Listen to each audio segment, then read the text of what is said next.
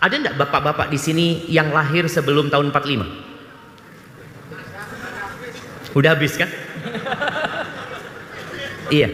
Artinya kita tidak pernah merasakan penjajahan. Bahkan istri-istri tokoh agama pun tidak berjilbab. Kalau kita ngelihat foto-foto zaman dulu ya, foto-foto yang masih hitam putih setelah kita merdeka, jilbab itu belum ada.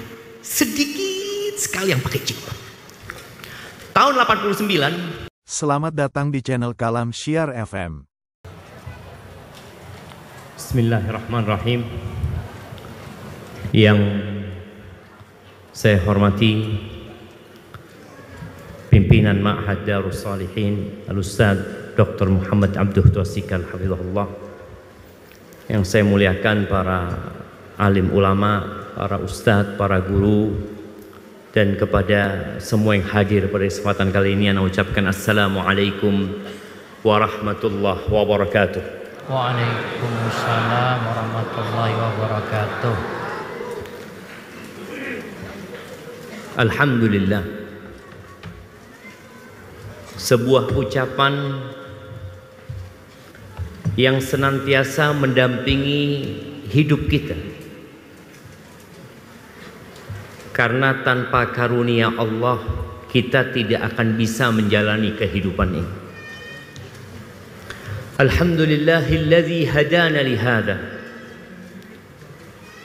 Segala puji bagi Allah Jalla Jalaluh yang telah memberikan hidayah kepada kita, memberikan petunjuk kepada kita, sehingga kita tahu kebenaran dan dapat mengikuti kebenaran tersebut. Kita belajar yang halal dan yang haram.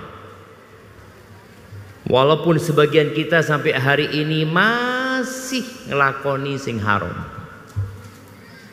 Semoga Allah menyempurnakan hidayahnya buat kita sehingga kita mati husnul khatimah. Allahumma amin. Allahumma salli wa sallim wa zid wa barik wa an'im ala abdika wa rasulika sayyidina wa maulana wa habibina wa syafi'ina Muhammad wa ala alihi wa ashabihi ajma'in. Ya Allah, semoga salawat dan salam, berkah dan nikmat senantiasa Engkau curahkan untuk hamba kekasih-Mu, untuk baginda Nabi kita Muhammad alaihi salatu wassalam, untuk keluarga beliau, untuk istri-istri beliau, untuk putra-putri beliau, dan untuk seluruh sahabat Nabi. Semoga Allah meridai kita bersama mereka. Amma ba'd. Bicara syukur, nikmat yang banyak itu dan dalam jangka waktu yang panjang membuat kita lupa mensyukuri.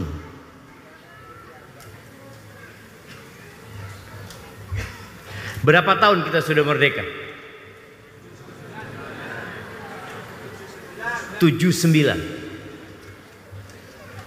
Ada enggak bapak-bapak di sini yang lahir sebelum tahun 45? Udah habis kan? Iya. Artinya kita tidak pernah merasakan penjajahan. Kebanyakan yang hadir di sini lahir sudah merdeka, tidak pernah merasakan bagaimana kerja rodi,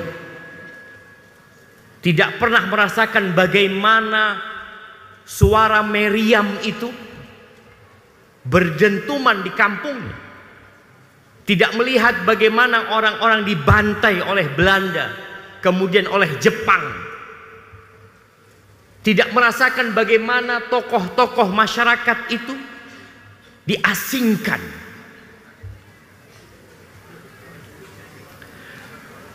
Ceritanya dulu, Ana juga nggak pernah merasakan hal itu. Dari sulitnya makan, mereka itu makan apa? Gaplek. Hah? Apa? Tiwul. Enggak. Singkong yang dijemur sampai hitam itu apa namanya? Gatot. Masya Allah. Nggak ada tadi. Hah? Nggak ada. Kita udah makan beras. Anda lihat yang dibagikan beras. Mereka cari beras sulit. Bicara pakaian sekarang, mereka dulu pakai baju dari karung goni. Karung goni. Masih ada yang merasakan? Atau pernah merasakan? Itulah masalahnya jemaah. Kita itu sulit mensyukuri sesuatu karena sudah lama kita nggak merasakan kesusahan. Kita udah nggak dijajah lagi gitu. Kita udah seneng hidupnya. Allah Azza wa Jalla mengatakan sebelum bicara kemerdekaan, bicara diri kita. Allah mengatakan wa in ta'uddu ni'matallahi la tuhsuha. Apabila kalian hendak menghitung nikmat yang Allah berikan, nggak akan pernah kalian bisa menghitung. Innal insana la zalumun kafar. Sesungguhnya manusia, bapak-bapak manusia semuanya. Oke, dengarkan. Kita itu kadang-kala bercermin ketawa-ketawa, kok sing paling ganteng dewe, kayak yang paling baik. Allah mengatakan innal insana la zalumun kafar. Sesungguhnya manusia itu benar-benar makhluk yang sangat zalim dan sangat kafir. Itu kita. Bapak-bapak, ibu-ibu, pernah enggak bersyukur atas nikmat tangan? Dua tangan. Tiap hari dipakai sejak lahir. Kayaknya udah lupa. Sama nikmat ini udah lupa. Seorang syekh cerita tentang ada salah satu orang yang tangannya dipotong, dua-duanya dipotong. Karena kecelakaan atau apa, yang jelas dia akhirnya nggak punya tangan. Biasanya dia kalau ada undangan selalu ada pendampingnya yang dampingi ini ya sudah nyuapin makanan, udah dia nggak bisa, dia nggak punya tangan. Suatu hari dia datang ke satu acara, pendampingnya ini kayaknya ketemu sama sohibnya, sama temennya, akhirnya lupa sama yang didampingi. Subhanallah, dia kepingin ke toilet. Akhirnya ada kerabat dia dimintain tolong, aku mau ke toilet, minta diantar kata dia. Oh iya kata dia. Akhirnya diantar ke toilet. Setelah masuk toilet, orang ini ngomong, engkau masuk ke sini kata dia. Loh, ngapain? Aku nggak bisa buka celanaku kata dia. Nggak bisa dia buka celananya. Akhirnya dibukakan celananya. Duduk dia di toilet duduk itu. Setelah selesai dia panggil lagi saudaranya, engkau masuk lagi ke sini. Ngapain?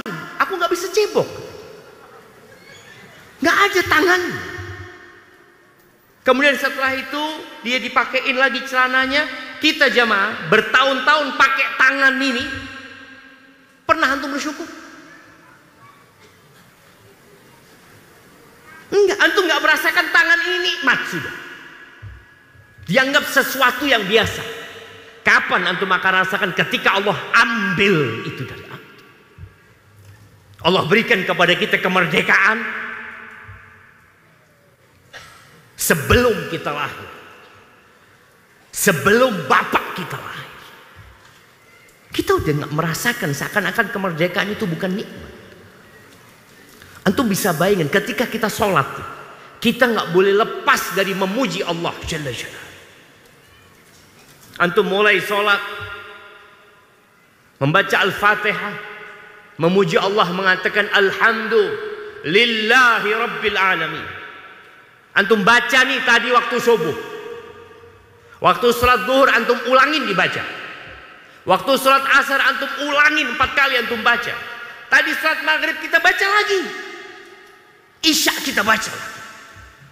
Ketika antum ruku antum terus memuji Allah, Subhana rabbiyal azimi wa bihamdih. Antum puji Allah.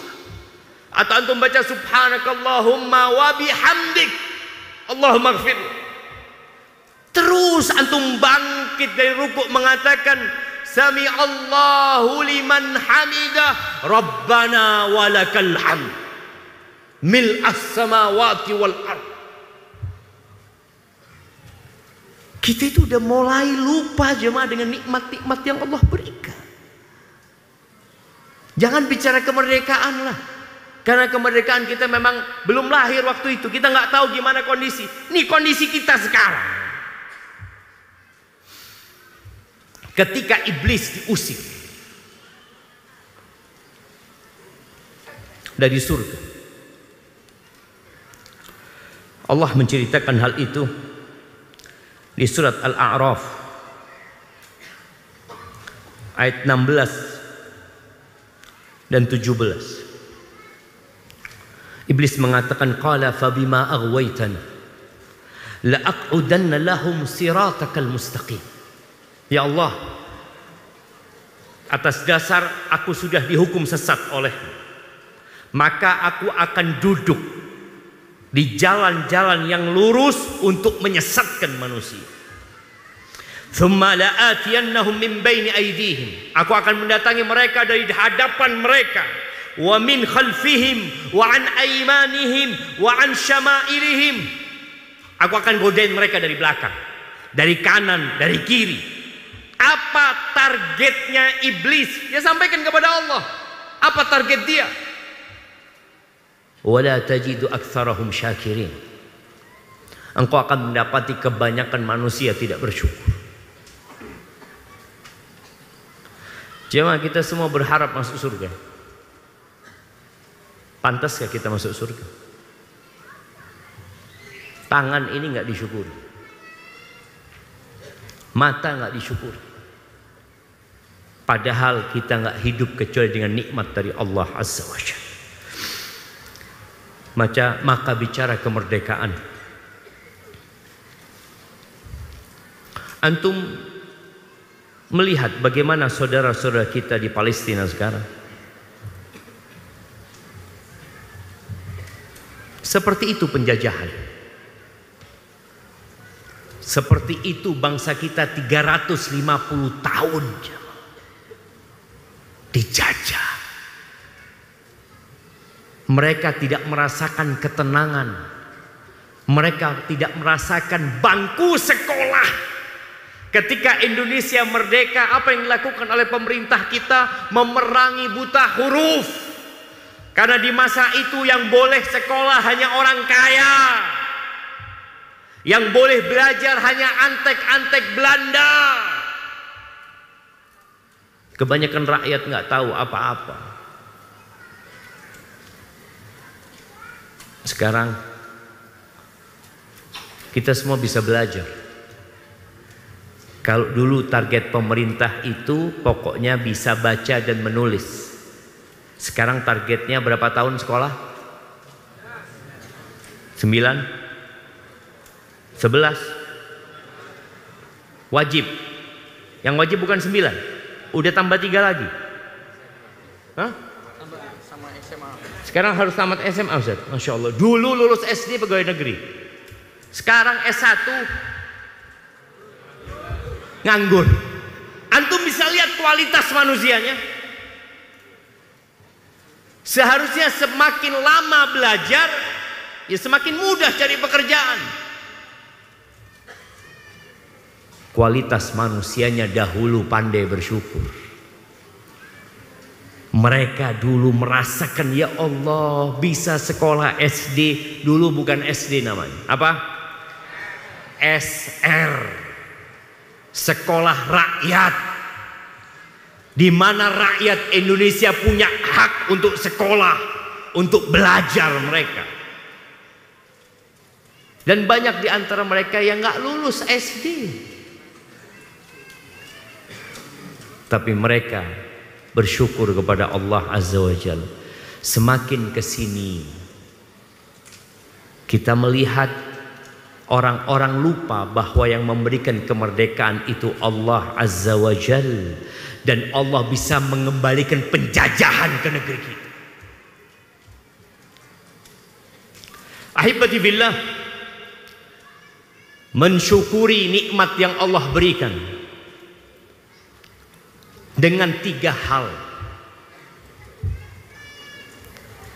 Yang pertama dengan hati,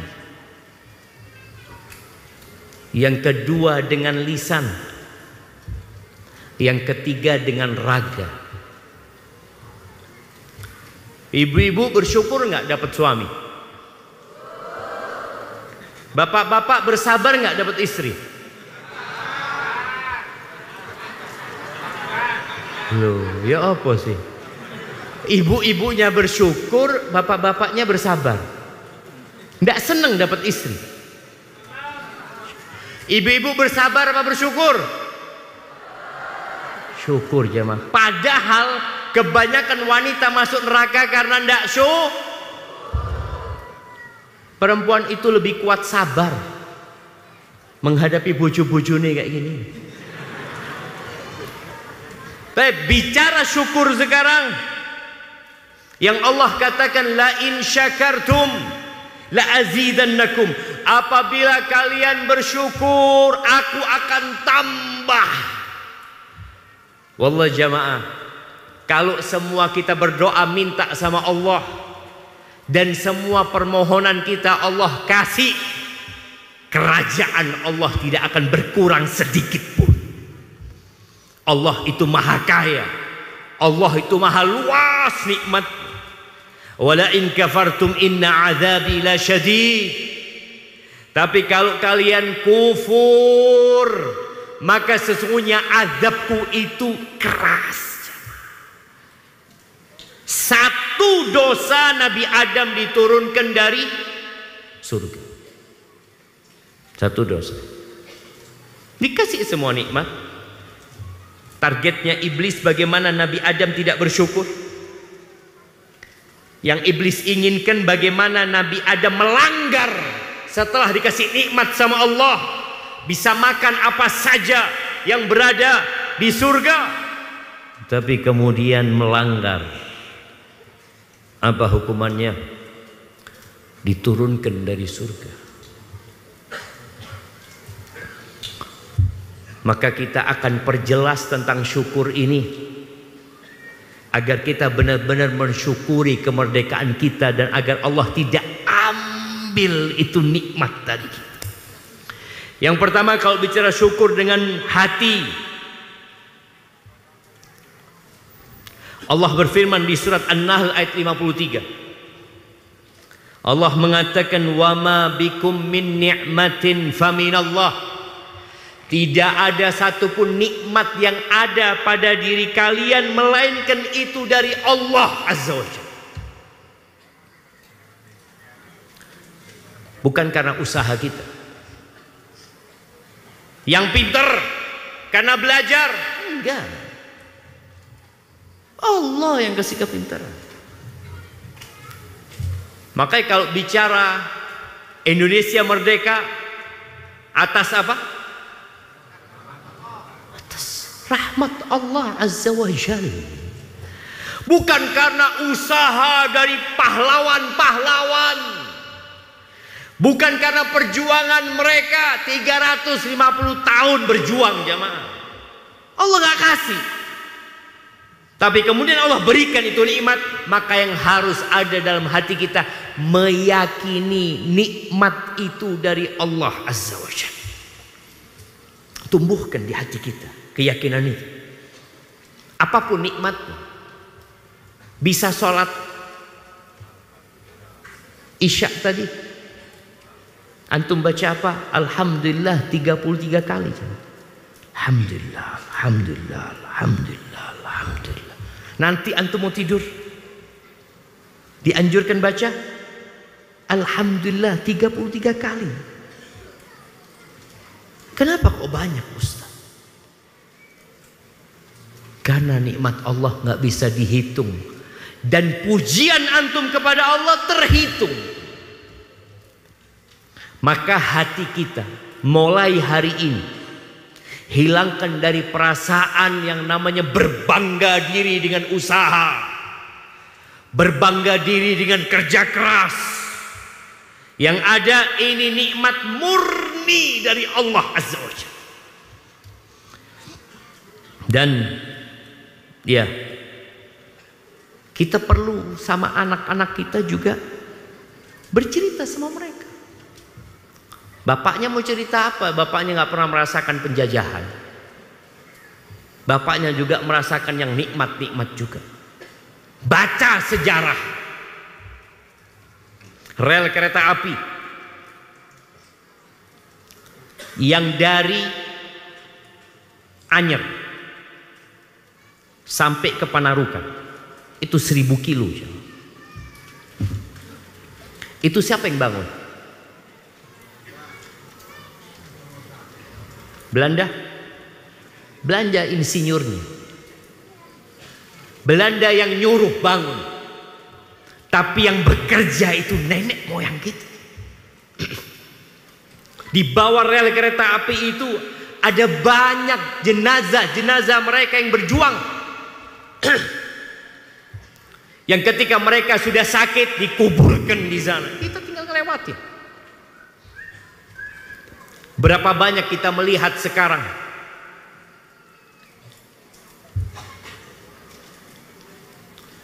jalan-jalan air, pengairan yang dibangun oleh Belanda. Di dalam sana banyak jenazah mereka yang bekerja keras, kerja rodi. Maka antum ceritakan agar anak-anak kita tahu kemerdekaan ini dari Allah, nak. Allah yang kasih, nak.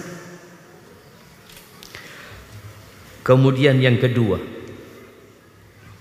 bersyukur itu dengan lisan kita. Hati meyakini bahwa itu nikmat dari Allah. Lisan memuji Allah Jalla Jalaluh. Nabi Sulaiman ketika beliau melihat singgasana Ratu Balqis di hadapannya, apa kata Nabi Sulaiman? Siapa yang ingat? Ada hadiahnya Ustaz yang bisa jawab. Nah, apa kata Nabi Sulaiman ketika melihat singgasana Ratu Balqis ada di hadapan?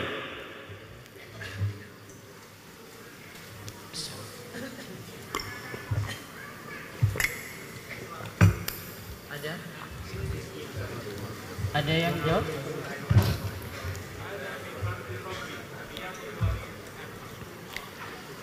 Ashkur am akfur? Barakallahu fikum. Apa artinya? Allahu Akbar.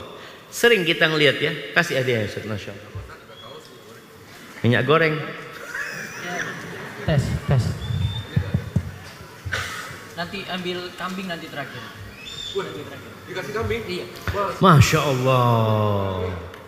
Dapat kambing antum sudah jemaah. Hadza min fadli Rabbi. Kayaknya dimatikan memang.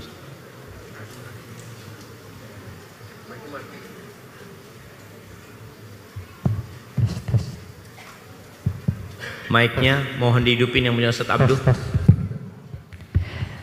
Nanti yang jawab tadi dapat hadiah kambing. Karena yang ini sudah ada. Jadi tadi amanatnya yang jawab pertanyaan Ustaz. Jadi kambing gitu. Masya Allah, Masya Allah. Pas hadza min fadli Rabbi. Hadza min fadli Rabbi. Antum dapat kambing katakan hadza min fadli Rabbi. Bukan karena antum jawab. Masya Allah. Bukan. Karena Allah mau kasih karunia. Boleh jadi antum jawab dikasih kaos tadi sama Ustaz Abdul. Tapi kalau Allah berkehendak, Allah kasih. Hadza min fadli Rabbi. Ini karunia dari Tuhanku. Ini dari karunia Tuhanku. Tujuannya apa kita dikasih karunia? Tujuannya apa kita dikasih nikmat? Liyabluwani, untuk menguji aku. Itu Nabi Sulaiman. Aashkuru am akfur? Aku mensyukurinya atau aku kufur terhadap nikmat? Itu yang seharusnya memuji Allah dengan lisan. Hati meyakini, muncul di lisannya hadza min fadli Rabbi. Bukan mengatakan, oh iya saya memang pintar Ustaz, saya sudah belajar dari dulu. Jangan seperti Qarun. Sama, Qarun juga berkata dengan lisannya. Ketika Allah berikan nikmat kepada Qarun, harta yang berlimpah ruah, yang sampai kuncinya itu dipikul, kuncinya. Qarun ketika disuruh berbagi, berbuat baik kepada manusia, taat kepada Allah, kata Qarun, innama utituhu ala ilmin indi. Aku nih bisa seperti ini karena ilmu yang diberikan kepada aku. Dia tidak menyebut Allah, dia tidak memuji Allah. Dan jamaah rahimakumullah, kenapa negara-negara di luar sana mau menjajah Indonesia? Karena Indonesia kaya. Portugal datang, Belanda datang, Jepang datang, kita kaya. Cuma kita tidak pandai mensyukuri nikmat yang Allah berikan. Sampai mereka datang ke negeri kita, mereka ambil nikmat-nikmat itu, mereka bawa ke negeri mereka. Apakah kita sudah merdeka? Iya, sudah merdeka kita. Cuma ada sebuah ungkapan dari Presiden pertama Indonesia, dari Bapak proklamator kita. Dia menyebutkan jauh sebelum Indonesia merdeka, tahun 1930, di surat kabar Suluh Indonesia, beliau menyebutkan tentang negara, ciri-ciri negara yang dijajah. Indonesia belum merdeka. Bung Karno membuat sebuah penelitian, kemudian dia menyimpulkan ciri-ciri negara yang terjajah itu.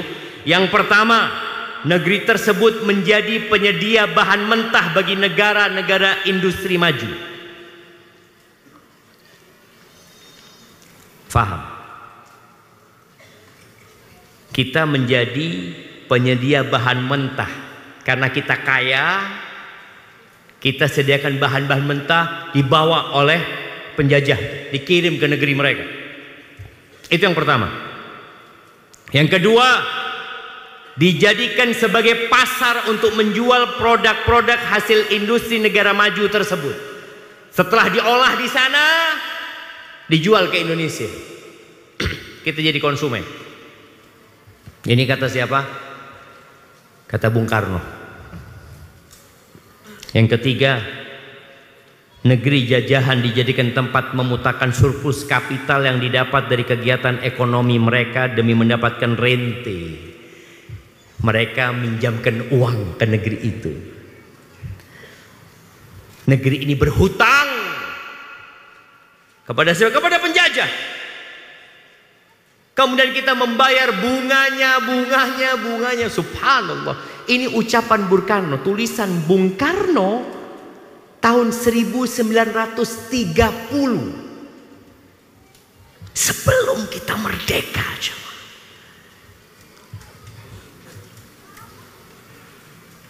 Apakah tanda-tanda itu ada sekarang pada kita?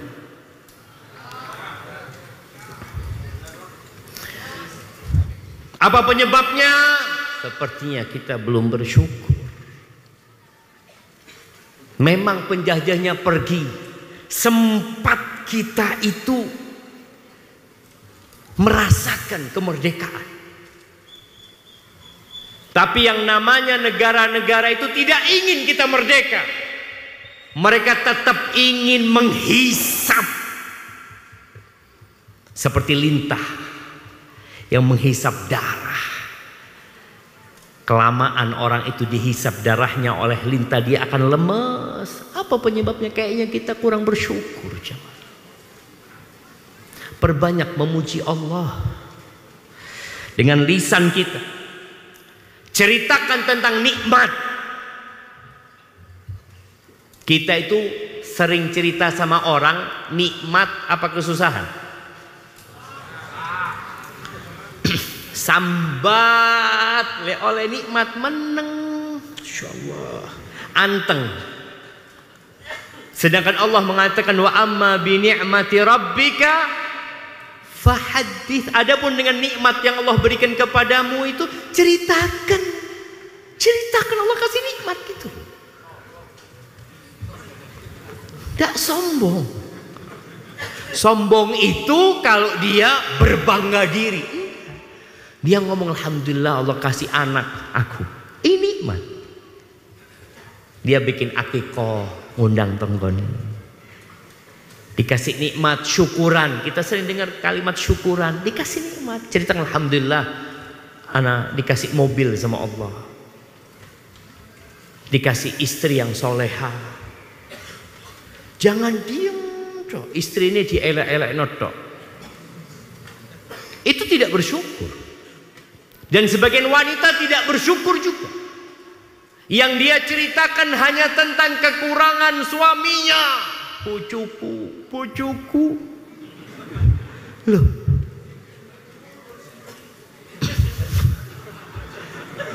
Ceritakan kebaikan. Begitu pula kita ceritakan tentang kebaikan Allah kepada kita. Allah itu maha baik sama aku gitu. Jangan ketika engkau susah saja satu kampung tahu. Sepeda motornya hilang, sak gunung kidul tahu. Waktu dia beli motor nggak ada yang tahu.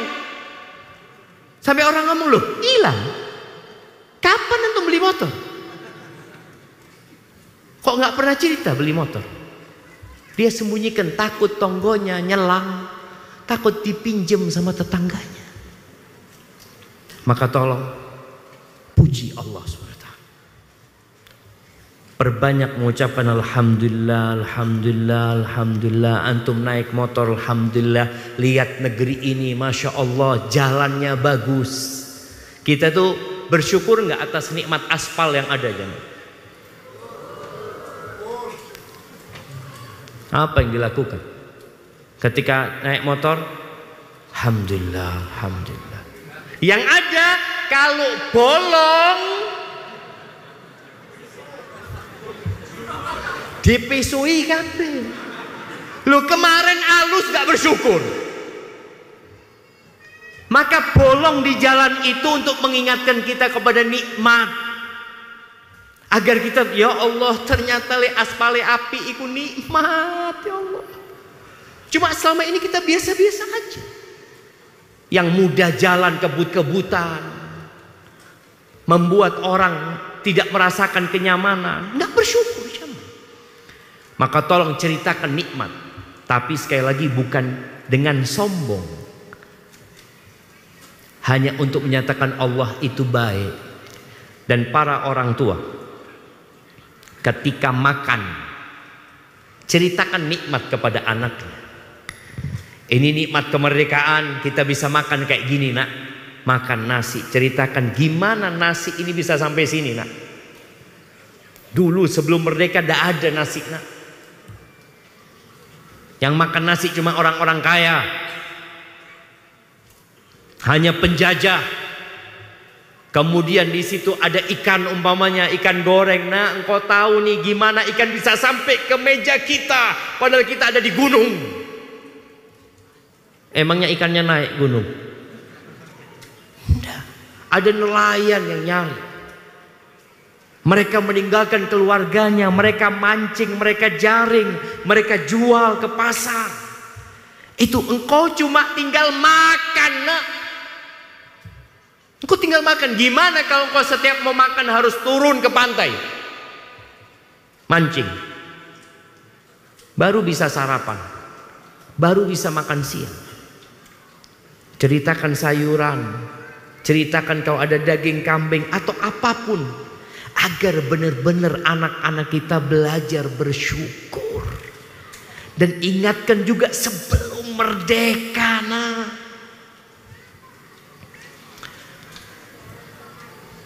Kalau kita tidak mengajari anak kita bersyukur, kita pun nggak pandai bersyukur.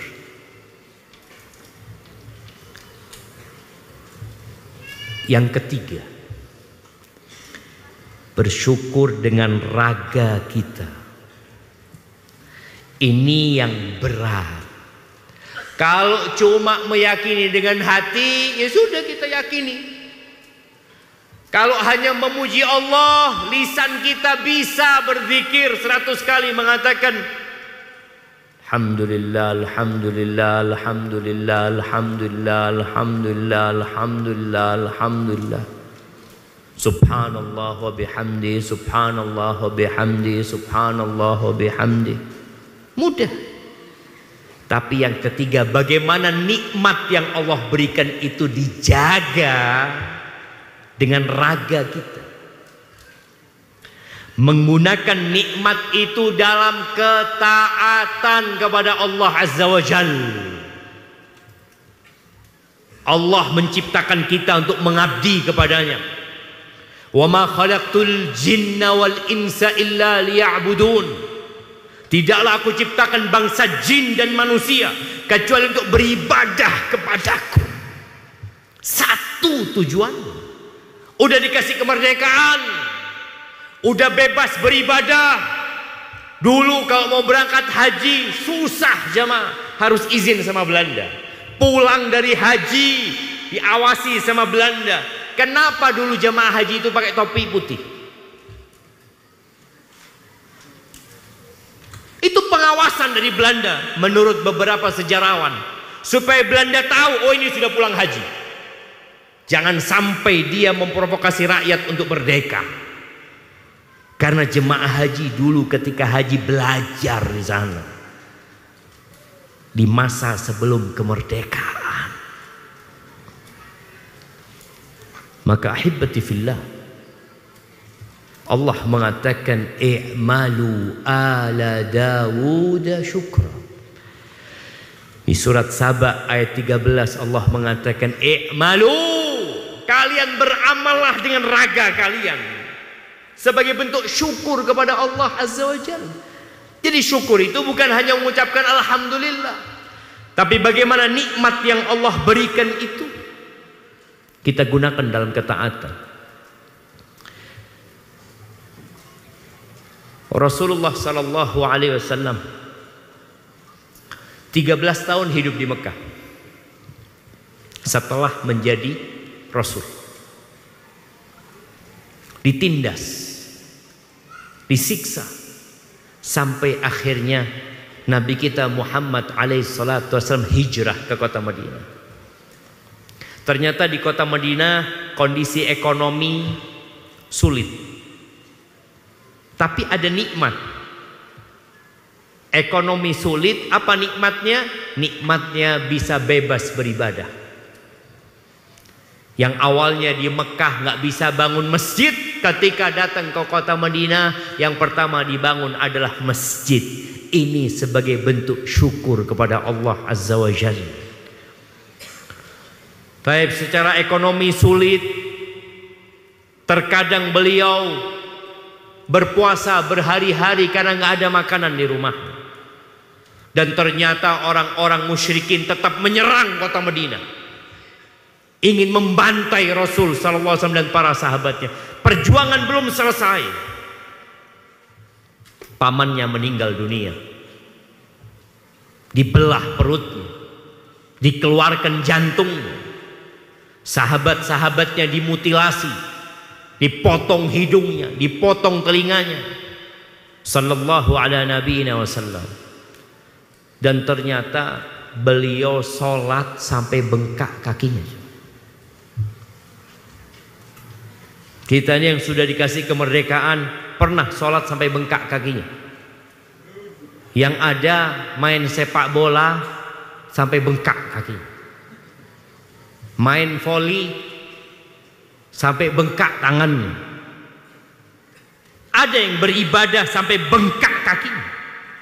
Aisyah radhiyallahu taala anha heran ketika melihat Nabi alaihi salatu wasallam salat sampai bengkak kakinya. Kata Aisyah radhiyallahu taala anha, "Ya Rasulullah, alaika salatu wassalam ya Rasulullah, atasna'u hadha wa qad ghufira laka ma taqaddama min dhanbika wa ma ta'akhkhar." Wahai Rasulullah, engkau melakukan ini, kok bisa lakukan ini? Padahal Allah sudah mengampuni dosamu yang dulu dan yang akan datang. Selesai sudah. Kira-kira bapak-bapak, ibu-ibu, kalau dosanya sudah diampuni, masih sholat? Berhenti sholat. Alhamdulillah, selesai sudah. Supaya kita tahu kita nggak pandai bersyukur. Nabi SAW ketika ditanya itu, beliau mengatakan, ya Aisyah, afala akunu abdan syakur. Wahai Aisyah, apa nggak pantas aku menjadi hamba yang bersyukur kepada Allah Azza wa Jalla, yang pandai bersyukur? Karena Allah mengatakan, wa qalilun min ibadiyasy syakur, sedikit dari hamba-hambaku yang pandai bersyukur. Jamaah rahimakumullah, dulu ada negeri namanya Sabah. Negeri Sabah ini ada di Yaman. Kita sering mendengarkan ungkapan beberapa ustadz, beberapa ulama, beberapa kiai ketika mereka menyampaikan tentang Indonesia. Mereka mengatakan mudah-mudahan Indonesia menjadi baldatun thayyibatun wa rabbun ghafur. Semoga menjadi negeri yang penuh dengan kebaikan, penuh dengan kemakmuran, penuh dengan kesejahteraan, dan diampuni oleh Allah Azza wa Jalla. Itu Sabah. Baldatun thayyibatun wa rabbun ghafur, itu Sabah. Dan Sabah itu hilang sekarang. Mereka nggak jadi baldatun thayyibah. Yang sebelumnya thayyibah, yang dikatakan kebun-kebunnya indah sekali, jemaah. Kotanya itu nyambung dengan kota-kota lain karena makmurnya. Mereka kalau mau panen itu tinggal naruh keranjang di kepalanya, jalan berjatuhan buah-buahan di sana. Baldatun thayyibatun wa rabbun ghafur. Allah mengatakan di ayat 15, laqad kana li saba'in fi maskanihim ayah. Telah ada tanda kebesaran Allah di tempat tinggalnya kaum Sabah, di negeri Sabah. Jannatani ayyaminin wa shimal, kebun-kebun yang indah, jannah kayak surga jemaah, di kanan dan di kiri. Kulu mir rizqi rabbikum, Allah mengatakan kalian makan mir rizqi rabbikum, dari rizki Tuhan kalian. Tadi yang kita bicarakan, semuanya dari Allah. Jangan ada yang berpikir karena usaha, karena kerja keras, karena kecerdasan, karena belajar, karena Allah yang kasih itu rezeki. Berapa banyak kita lihat orang-orang yang pintar tapi miskin, dan tidak sedikit orang yang nggak lulus kuliah kaya raya. Kok bisa kayak gitu? Mir rizki rabbikum, itu rezeki dari Tuhan kalian. Lalu Allah katakan baldatun washkuru lahu, syukur itu nikmat, syukuri itu nikmat. Baldatun thayyibatun wa rabbun ghafur, negeri yang penuh dengan kebaikan dan Tuhan yang maha pengampun. Fa'arabu, ternyata mereka nggak bersyukur. Allah kirimkan badai, Allah kirimkan banjir yang menghabisi negeri. Sebagaimana Allah pernah menenggelamkan bumi ini. Bukan hanya Indonesia jemaah. Di masa Nabi Nuh, Gunung Kidul ini nggak ada, tenggelam semuanya. Dunia tenggelam jemaah. Di masa itu. Gara-gara apa? Fa'arabu. Gara-gara berpaling dari nikmat Allah, dari peringatan Allah, tidak bersyukur kepada Allah, maka Allah akan berikan penghidupan yang susah. Dan itu sudah terjadi dengan Sabah. Mungkinkah itu terjadi di Indonesia? Mungkin. Kenapa tidak? Apa kelebihan di Indonesia? Oh, orang-orangnya taat, bersyukur kepada Allah. Ya, kalau bersyukur Allah tambahin nikmatnya. Tapi kalau kufur, apa yang terjadi di negeri Sabak bisa terjadi di negeri kita. Dan Allah berfirman di surat Al-A'raf ayat 96, walau anna ahlal qura amanu wattaqau. Nih kita bicara syukur itu dengan hati, dengan lisan dan dengan raga kita. Andai kata penduduk negeri itu beriman dan bertakwa, melaksanakan perintah Allah, menjauhi larangannya, apa yang akan terjadi? La fatahna alaihim barakat. Kami akan membukakan berkah-berkah buat mereka, minas sama'i wal ard, dari langit dan dari bumi. Allah akan bukakan. Walakin kadzabu, tapi yang jadi masalah mereka ingkar, mereka mendustakan, mereka tidak beriman, mereka tidak menjalankan perintah Allah yang haram dilakoni. Seakan-akan perintah agama tidak penting. Padahal ketika antum mati, antum tidak akan ditanya dari Gunung Kidul atau dari mana. Antum akan ditanya man rabbu, siapa Tuhanmu? Siapa yang kau sembah? Man nabiyuk, siapa nabimu? Madinuk, apa agamamu? Enggak ditanya engkau orang mana. Ahibati fillah, ada 5 perkara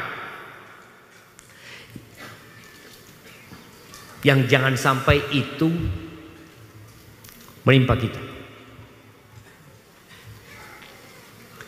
Kenapa? Kalau penjajah yang datang siap untuk berperang semuanya? Jamaah, kalau ada Belanda datang lagi, Australia datang lagi, berani kita menghadapi mereka? Kira-kira kita menang atau kalah?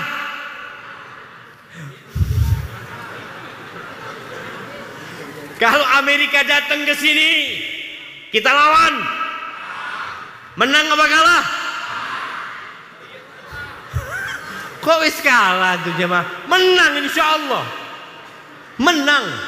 Intan surullah yansurkum. Kalau Allah menolong kalau kalian menolong Allah, Allah akan menolong kalian. Kita nggak boleh kabur, kita hadapin sampai titik darah penghabisan, sebagaimana pahlawan melakukan itu. Tapi kalau kita perang sama Allah, mungkin menang? Nggak mungkin. Rasulullah SAW mengatakan dalam hadis riwayatkan Ibnu Majah, beliau mengatakan kepada para sahabatnya, ya ma'syarul muhajirin, wahai kaum muhajirin. Kaum muhajirin ini yang dulu hidup ditindas di Mekah, seperti dijajah mereka di negeri mereka sendiri. Rumah-rumah mereka, usaha-usaha mereka, tapi oleh kaum Quraisy yang musyrik mereka ditindas. Mereka nggak merdeka. Maka kemudian mereka merdeka, hijrah sampai ke kota Madinah. Sudah hidup senang. Tadi walaupun secara ekonomi mengalami kesulitan, Nabi mengingatkan mereka, ya ma'syarul muhajirin, khamsun idzabtulitum bihinna wa a'udzu billahi an tudrikuhun. Ada 5 perkara yang kalau kalian dikasih bala dengan 5 perkara ini, berat hidup kalian. Wa a'udzu billah, dan aku berlindung kepada Allah jangan sampai 5 perkara ini menimpa kalian. Yang pertama, lam tadharil fahishatu fi qaumin qat hatta yu'linu biha. Tidaklah perbuatan fahisyah. Fahisyah ini perbuatan dosa yang menjijikkan, seperti zina, homoseksual.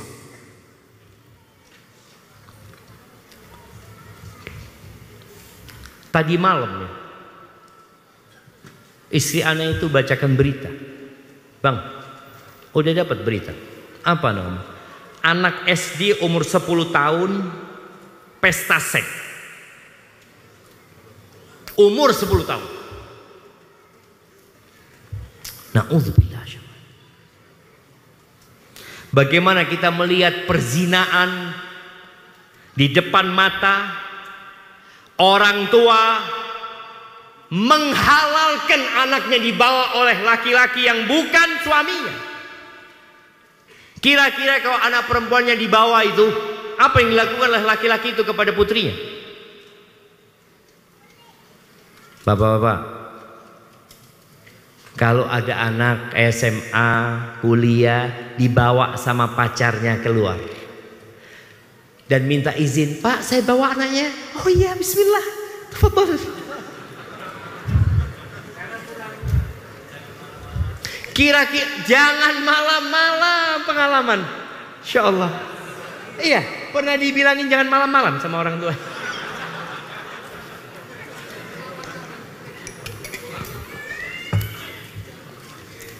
Apa aja? Kita biarkan. Allah mengatakan wala taqrabuz zina. Jangan mendekati zina. Ternyata kita melepas anak-anak untuk berzina. Yang namanya perselingkuhan di dunia kerja jangan ditanya. Kumpul laki perempuan jadi satu. Kenapa sih? Di SMA itu harus kumpul laki sama perempuan. Apa pengaruhnya kepada pendidikan? Ini bicara kemerdekaan. Sebelum Indonesia merdeka dan sampai hari ini ada sebuah sekolahan di Jakarta namanya Canisius. Sekolahnya yang dibangun oleh pemerintah Belanda. Belanda yang bangun itu sekolah. Milik Katolik. Itu sampai hari ini khusus laki-laki. Sampai hari ini. Sebelum mereka sampai merdeka, mereka istiqomah. Tetap gak boleh kumpul perempuan sama laki ini. Mereka mau belajar. Bukan mau pesta seks di situ. Bukan mau pacaran. Waktunya belajar untuk membangun negeri. Dan ternyata lulusan dari sekolah itu jadi orang semuanya. Nggak ada yang jadi macan gitu ya. Atau jadi orang. Jadi orang-orang hebat. Karena mereka fokus belajar jemaah. Tapi ketika anak-anak kumpul laki sama perempuan, maka ini kata Nabi SAW. Kenapa kok dipisahkan sih? Perempuan di belakang, laki di depan. Kan ini kajian Ustaz. Insya Allah hatinya bersih semua. Kalau dikumpulkan nyetrum. Tahu pernah lihat orang kesetrum? Memandang saja. Memandang perempuan yang gak halal untuk dipandang. Itu kata Nabi SAW. An-nadratu sahmun masmum min sihami iblis. Memandang itu anak panah beracun dari anak panahnya iblis. Jadi memandang lewat saja, istrinya tetangga lewat antum pandang. Bagaimana antum memandang istri antum? Kok ayuan bojone tonggo ya? Masya Allah. Makanya rumput tetangga lebih hijau dari rumput sendiri. Padahal tonggoni sama. Ngelihat rumput yang di rumah kita kok luwih hijau ya. Ada syaitan. Makanya Nabi SAW mengatakan tidaklah al-fahisha, perzinaan, homoseksual, dan na'udzubillah jemaah dengan homoseksual ini. Ada suksesornya, ada dai-nya, ada yang mengajak. Na'udzubillah min dzalik. Kenapa kok dilakukan? Ya, agar kemerdekaan itu hilang. hatta yu'linu bi, sampai mereka ngumumkan, nggak malu mereka berzina. Dulu jamaah, waktu anak SD, anak masih ingat, ada tetangga masjid itu, dia menikah dalam kondisi hamil. Itu jadi omongan satu kampung, jemaah. Mereka semua mencela perbuatan itu. Naudzubillah, kok bisa katanya. Sekarang artis-artis gak punya suami, punya anak, biasa. Dan di kampung-kampung mereka hamil dari hasil zina, biasa. Kita tidak lagi mengingkari hal itu, padahal mengingkari kemungkaran itu wajib, walaupun dengan hati. Nggak ada ceritanya, oh wis biasa, apanya ini biasa Ustaz. Oh di kampung biasa, ya namanya anak-anak muda Ustaz. Bayangkan, dianggap biasa. Dan itu yang terjadi. Apa yang akan Allah turunkan? Illa fasha fihi mutta'un wal auja allati lam takun madat fi aslafihim alladzina madu. Allah akan kirimkan kepada mereka penyakit-penyakit, wabah-wabah yang belum pernah ada di umat-umat sebelumnya. Iya, COVID-19. Antum tahu COVID-19? Kita kayak dijajah. Keluar rumah sendiri tidak boleh. Mau ke masjid ditutup masjidnya. Sekolah anak-anak berhenti sekolah. Yang kerja di penerbangan, kapalnya nggak boleh terbang. Bayangin kalau kita tetap mengisi kemerdekaan ini dengan kemaksiatan, Allah akan kirimkan itu. Itu yang pertama. Yang kedua, walam yanqusul mikyala wal mizan illa ukhidhu bis sinin wa syiddatil mauna wa jawris sultan alaihim. Tidaklah mereka mengurangi takaran dan timbangan. Penipuan sekarang jemaah, betapa maraknya.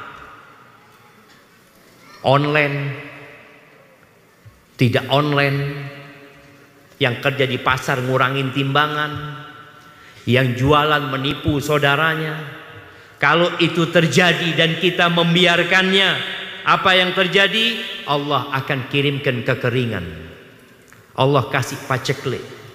Allah bikin harga-harga tinggi. Dulu berapa harga beras? 5 tahun yang lalu berapa harga beras? Nah, yang jualan beras. Nah, mana yang jualan beras? Iya, 5 tahun yang lalu berapa harga beras? 8.000. Sekarang berapa? 13. Naik 5.000. Iya. Kemudian harga bensin berapa? Dulu berapa? Sekarang 10.000. Hah? Sudah naik lagi? Insya Allah jemaah. Naiknya diam-diam. Ya nggak usah rame-rame naik Ustaz. Artinya kita lihat semua jadi mahal, semua jadi sulit. Kenapa seperti itu? Kita nggak mensyukuri kemerdekaan. Kita melakukan penipuan.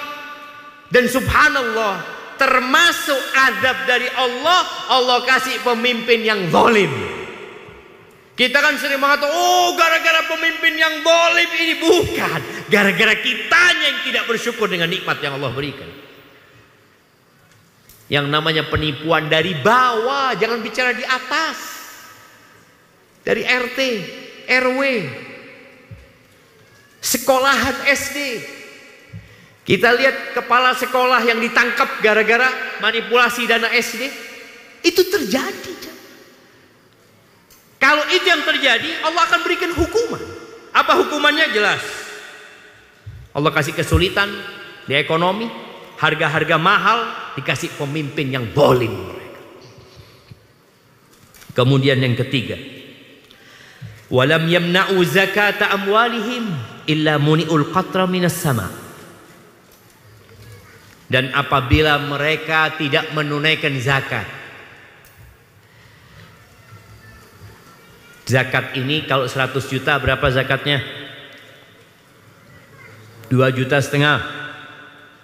Kalau 1 M 25 juta. Kalau 1 triliun 250. 1 triliun 25 miliar. 250 juta. Hah? Ya apa sih? Kalau 1 triliun berapa zakatnya?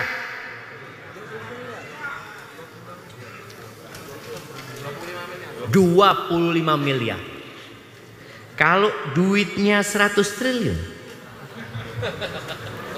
Kita lihat yang mengeluarkan zakat ini, ya yang uangnya 100 miliar masih mengeluarkan zakat.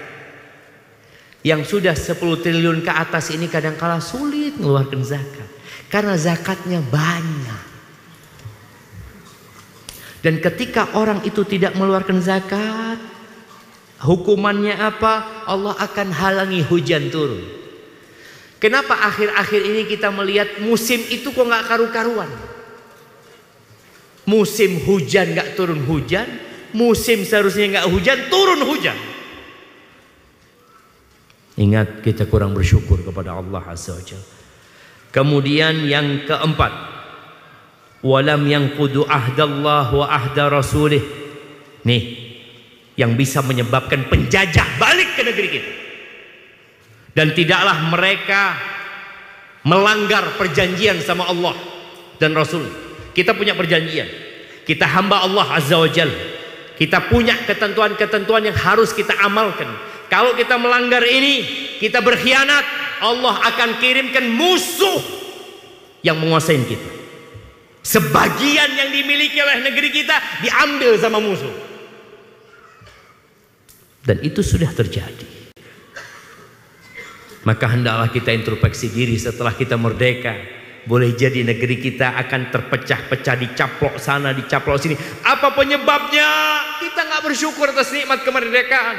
Kita nggak bertakwa kepada Allah Azza wa Jalla. Kalau musuh datang kita bisa menghadapi. Tapi kalau musuh itu hukuman dari Allah, selesai.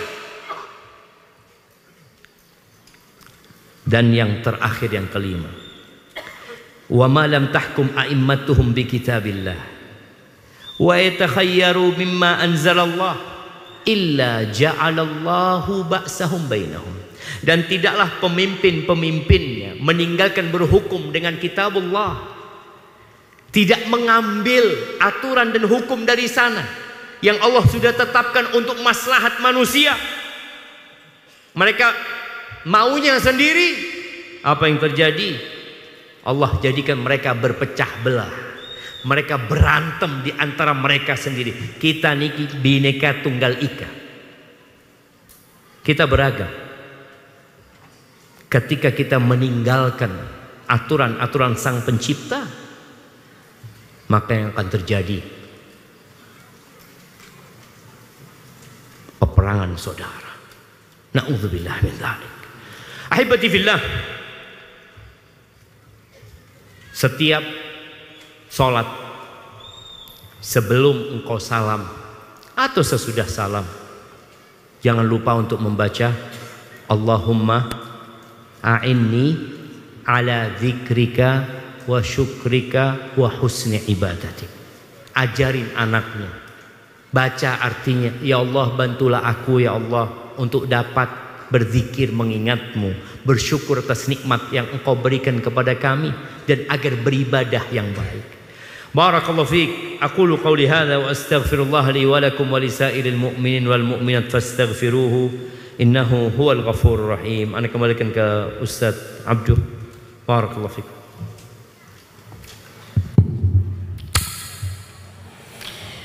Jazakallahu khair kepada Ustaz Syafiq atas penyampaian materinya. Masya Allah, ternyata lebih dari 1 jam. Lebih. Sampun ngantuk? Wah, kita lelean sampai besok nih, tirakatan ya. Baik, saya selingi dulu dengan hadiah ini. 5 dulu. Yang dapat nomor 20, sinten? Dilihat. 20. 19. Kokam coba nanti bantu untuk lihat. Kokam 20, 19, 18, 17, 16 disiapin. 20 sembako, 19 sembako, 18 sembako. Sembako yo beras, minyak goreng piye. 17 daster, 16 sembako. Ada tulisannya? Ada? Ngacung? Bapak nggak ada, Pak? Wonten, Pak? Mboten. Ada? Nomor berapa? Nomor berapa? Hah? 17 apa? Daster. Alhamdulillah. Suami dapat daster, kasih daster. Daster.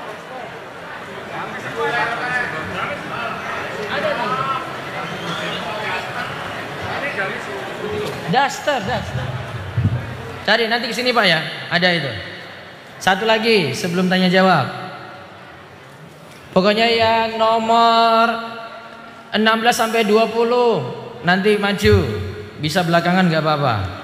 Terus hadiah utama terakhir, nomor 15 daster, nomor 14 kaos kaki. Sama. Nomor 13 baju batik. Nomor 12 parfum. Nomor 11 parfum. Nomor 10 gamis. Nomor 9 panci.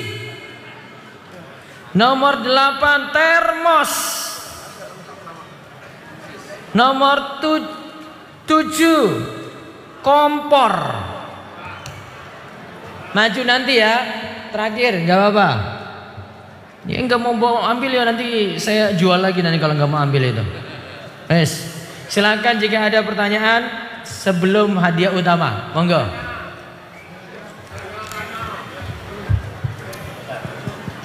Baik, 1, 2, 3. Pak Muji. Mic. Itu. Mic sini.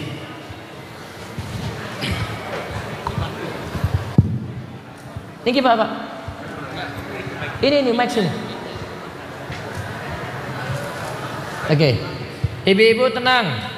Masih ada dia utama. Assalamualaikum warahmatullahi wabarakatuh. Waalaikumsalam warahmatullahi wabarakatuh. Alhamdulillah yang dimuliakan Allah, Ustadz Syafiq. Pada kesempatan yang bahagia ini kami ingin bertanya. Yang pertama, bahwa Ustadz Syafiq sering mendapatkan fitnah secara personal. Mendapatkan fitnah. Kemudian yang kedua, fitnah juga berlaku kepada kelompok-kelompok kita, umat Islam. Kemudian yang ketiga, fitnah secara menyeluruh terhadap Islam itu sendiri. Bagaimana kita menyikapi dan menghadapi fitnah-fitnah tersebut? Terima kasih Ustaz. Assalamualaikum warahmatullahi wabarakatuh. Waalaikumsalam warahmatullahi wabarakatuh. Nah, subhanallah jemaah. Allah itu berfirman, wa ja'alna ba'dakum li ba'din fitnah. Kata Allah, dan kami jadikan sebagian kalian untuk sebagian lainnya fitnah. Ujian. Apa poinnya? Atas birun, sabar apa enggak? Rasulullah SAW difitnah ketika di Mekah, dikatakan penyihir, dikatakan dukun. Secara personal ya, dikatakan paranormal, pendusta. Sallallahu alaihi wasallam majnun, orang gila. Ajarannya dianggap hanya dongeng belaka. Pengikutnya dianggap pengikut orang-orang yang lemah, yang miskin saja, yang mereka hanya menuntut kemerdekaan dari perbudakan. Apa yang dilakukan Nabi SAW? Nabi tidak sibuk mengklarifikasi bahwa dia tidak seperti itu, tapi Nabi sibuk melanjutkan dakwahnya. Nabi lanjut dakwah. Nabi tidak mau, oh enggak, saya bukan orang gila, saya bukan ini. Allah turunkan ayat-ayat yang mengatakan ma anta bi ni'mati rabbika bimajnun. Tapi Nabi enggak sibuk. Bahkan Nabi SAW ketika berdakwah ke kampung-kampung, apalagi di musim haji, Rasulullah SAW kalau musim haji itu berangkat ke Mina ya, ke tempat kumpulnya jemaah haji dari tiap daerah. Nabi berdakwah, mengajak mereka. Itu Abu Lahab ngikutin Nabi SAW. Ketika Nabi selesai berdakwah, apa kata Abu Lahab? Jangan diikutin, itu keponakanku, agak miring. Sampai seperti itu. Tapi Nabi nggak sibuk untuk membuat klarifikasi. Tidak, sudah lanjutkan dakwah ini. Nanti mereka akan melihat siapa yang benar dan siapa yang salah. Cuma kita nih harus senantiasa memperbaiki niat.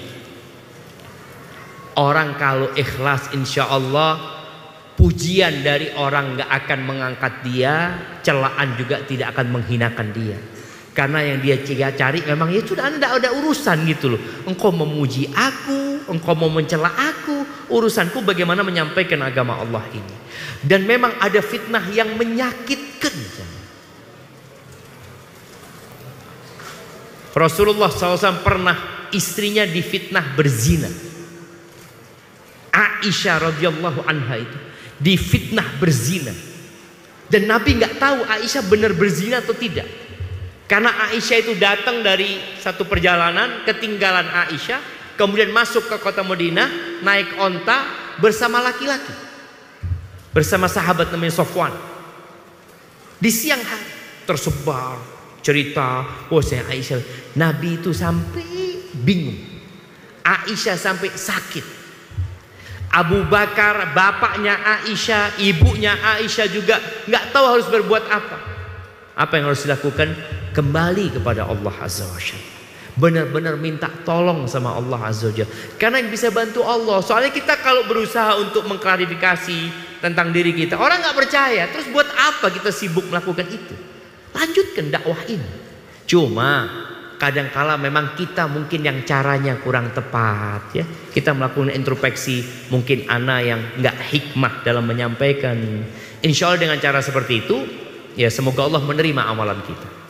Barakallahu fikum. Ayakumullah. Nah. Baik, pertanyaan yang kedua. Tadi saya tunjuk mana sini tadi? Buatan. Riko.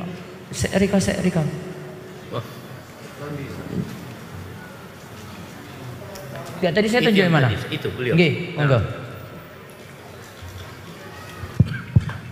Baik. Assalamualaikum warahmatullahi wabarakatuh.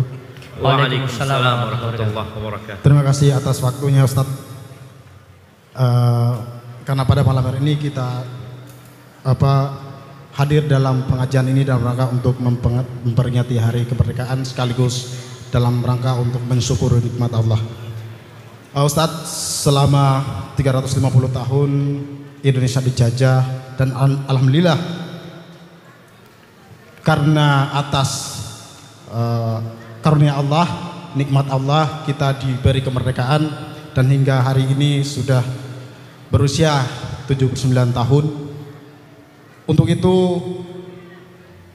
pada hari ini bahkan puncaknya besok pagi dari ujung Sabang sampai Merauke sama-sama ikut merayakan bendera merah putih, semuanya dikibarkan dari Sabang sampai Merauke untuk mensyukuri nikmat Allah. Nah, dalam hari untuk perayaan kemerdekaan beberapa hari kemarin muncullah satu aturan yang begitu kontroversial, bahwa aturan yang dikeluarkan itu seolah-olah merusak keberagaman Indonesia atau merusak Bhinneka Tunggal Ika, yaitu kepada Paskibra putri disuruh untuk tidak memakai jilbab pada saat upacara kemerdekaan. Nah, saya minta tanggapan Ustadz sekaligus pencerahan untuk kita semua pada malam hari ini. Terima kasih, saya kembalikan. Assalamualaikum warahmatullahi wabarakatuh.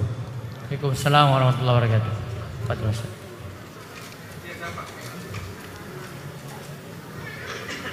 Bismillah. Barakallahu fiik. Ahibbati fillah. Kalau ana ingin menanggapi dari sisi hikmah sebenarnya, karena alhamdulillah Majelis Ulama Indonesia juga sudah memberikan tanggapan, berbagai macam ormas Islam juga sudah menunjukkan sikapnya, dan kita tahulah bahwasanya yang dilakukan memang sebenarnya bertentangan dengan konstitusi sendiri, bertentangan dengan tadi keberagaman yang ada di Indonesia. Ada hikmah sebenarnya kalau anda lihat. Tahun 89 nggak ada emak-emak pakai jilbab kayak gini. Bahkan istri-istri tokoh agama pun tidak berjilbab. Kalau kita ngelihat foto-foto zaman dulu ya, foto-foto yang masih hitam putih setelah kita merdeka, jilbab itu belum ada. Sedikit sekali yang pakai jilbab. Tahun 89 300 siswi SMA, mudah-mudahan anda nggak salah atau sama kuliah ya, itu dikeluarkan dari sekolah karena mereka berjilbab. Alasannya sama dengan alasan yang dibuat di Paskibraka. Sama. Mereka mengatakan bahwa sekolah sudah punya seragam. Jadi anak-anak ya harus ikut seragam sekolah. Padahal kepala sekolahnya muslim. Menteri pendidikannya muslim. Presidennya muslim. Wakil presidennya muslim. Tapi memang Allah kalau ingin sebuah kemuliaan itu diangkat, maka Allah jadikan sebab-sebabnya. Sejak tahun itu ribut akhirnya. Sampai ada sebuah buku judulnya kalau saya Revolusi Jilbab ya. Semuanya menuntut. Ini kebebasan. Kita ini Pancasilanya ketuhanan yang Maha Esa. Kemudian semua orang punya kebebasan, dijamin kebebasan. Ini namanya orang merdeka gitu. Dijamin kebebasan dia untuk menjalankan agama mereka sesuai dengan keyakinan masing-masing. Dan alhamdulillah sejak kejadian itu akhirnya jilbab itu mulai orang-orang tahu ternyata jilbab ini kewajiban. Jilbab ini bukan seragam sekolah. Jilbab ini bukan seragam pengajian. Tapi jilbab ini adalah pakaian muslimah.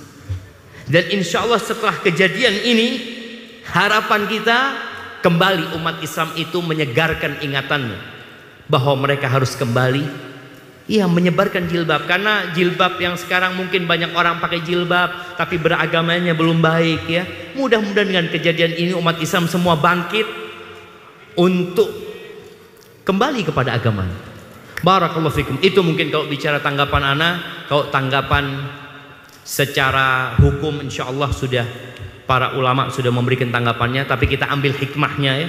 Kita ambil hikmahnya, dan para orang tua juga perlu mengkaji kembali. Kenapa sih muslimah harus pakai jilbab? Apa tujuannya? Tujuannya demi menjaga kemerdekaan para wanita.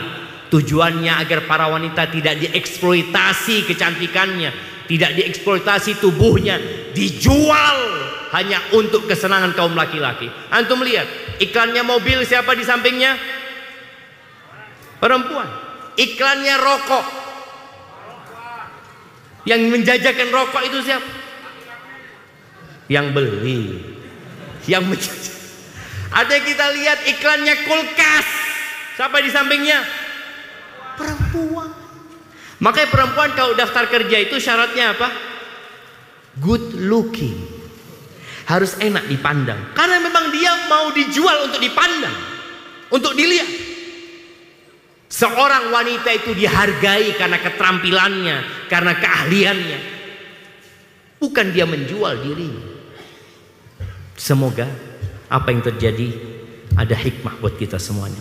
Hadza wallahu a'lam. Baik, satu lagi terakhir ya, nggih, Kak Amir.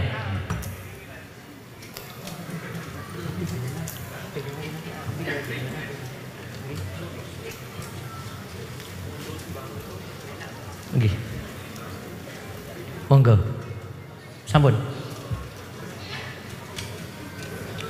Dinaikkan dikit. Coba Mas. Ya.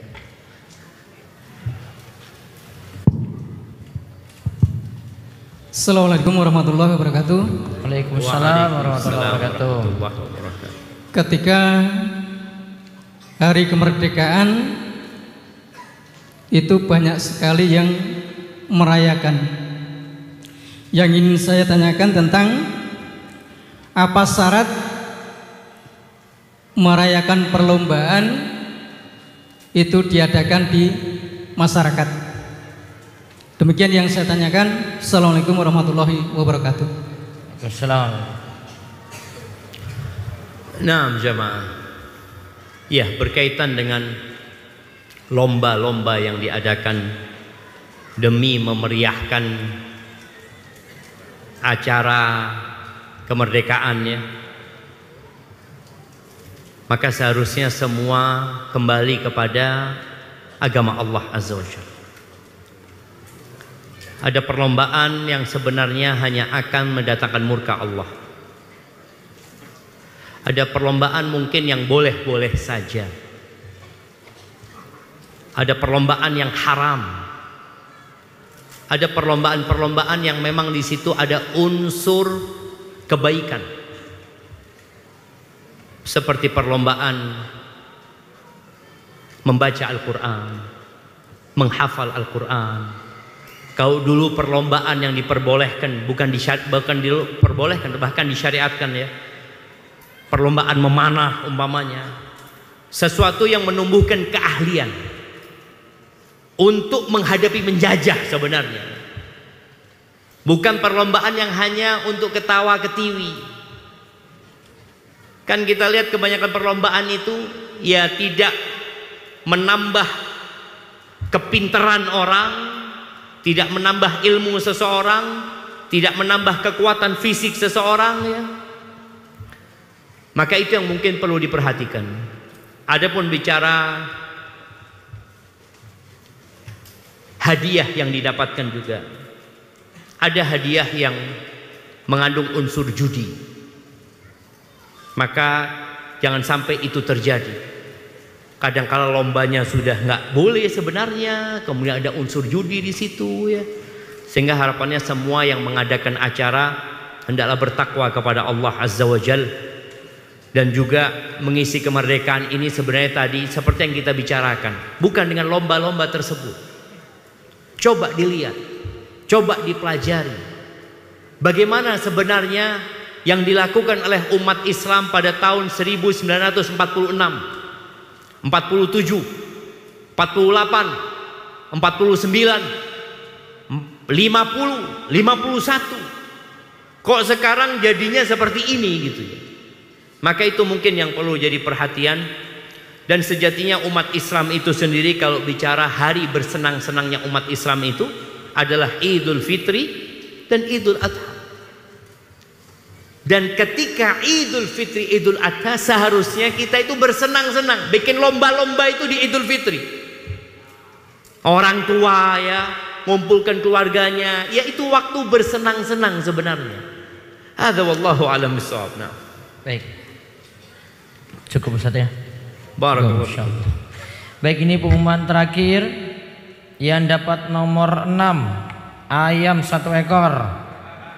Nomor 5 ayam 1 ekor. Nomor 4 ayam 1 ekor. Nomor 3 ayam lagi. Nomor 2 ayam lagi. 5 ekor berarti. Ayam jago Ustaz. Ayam jago ya. Ayam jago sama ada ayam potong kayaknya. Terus yang dapat nomor 1 kambing. Silakan nanti menuju ke depan nanti dengan Pak Indut Kokam nanti akan bantu untuk penyerahan hadiah-hadiah. Sembako tadi dapat minyak, ada juga gula, ada kaos, gamis dan seterusnya. Semoga manfaat. Tolong bantuannya Kokam untuk sterilkan jalan dulu biar jamaah tidak ganggu kanan kiri. Ya, jamaah tenang dulu, nggak boleh gerak dulu nggih sampai Ustadz keluar dengan selamat sampai di masjid nantinya. Monggo bisa ditertibkan dulu, jamaah tenang. Kita bersyukur pada Allah.